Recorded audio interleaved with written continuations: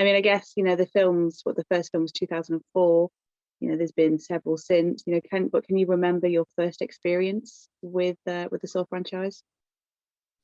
Well, yeah, I mean, I saw the first one in theaters when it came out, and I remember it being sort of a cultural phenomenon. But my favorite one's actually Saw 2. I love Saw 2, so I was very excited that Darren was returning for this one. Yeah, and I mean, Saw 2's got some pretty gnarly traps. Do you have a particular favorite from that one? Everyone always thinks of the needle pit trap, but I don't love that movie for the traps. I love it for the plot. It's got a really good twist, that movie. One of the great twists. Yeah, definitely. I mean, one of the things that makes these films so special is that it is the twist. It's the ambiguities of all the characters. So I'm guessing as an actor, when you're presented with these roles, you have to sort of play them as if you are both in on it and out of it. Is that fun as an actor? Yeah, it's very fun to get to. It's very rare you get to play a character with this much to do in any kind of movie, let alone in a film that you'd actually kind of go and see and be excited to watch. So it feels very, very lucky. And I don't make a lot of movies like this anymore. No, definitely. But I mean, can you tell us a little bit about your character? He's sort of, I guess, the way into the world this time around. Yes, I play William Shank, who's a detective in training, and he gets partnered with Zeke Banks, who's this very kind of cool, streetwise cop. And William is anything but that. He's pretty, wide-eyed and clumsy, and they get sort of thrown into this like grisly investigation, and lots of thrills ensue. Yeah, I mean, you get to spend a lot of your screen time with Chris Rock. He's obviously known for being a funny guy as opposed to sort of working in genre.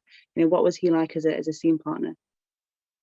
Great, and honestly, I was very relieved how great he was to work with. He was so nice and generous and supportive, and also like very smart about not just acting, but he's a great filmmaker, and he really understands all sides of production. And so it was a real reassurance of having him around. I mean, obviously, you mentioned earlier, Darren is back for this one. What do you think it is that he brings to this franchise? Because I mean, I think he's the director that's done, well, he's done 4 of them now. So, he knows his world better than anyone. Yeah, I mean, again, I love Saw 2, so I was really happy he was the one coming back, and he kind of created the style, like the visual aesthetic, that's so sort of definitive and specific to these movies. And I mean, obviously, we talked a little bit before about, traps being a big part of the film. Obviously, as a police officer, you guys are going and you're investigating, the aftermath of these traps. But, what is it like being on set and seeing, these big designs sort of brought to life?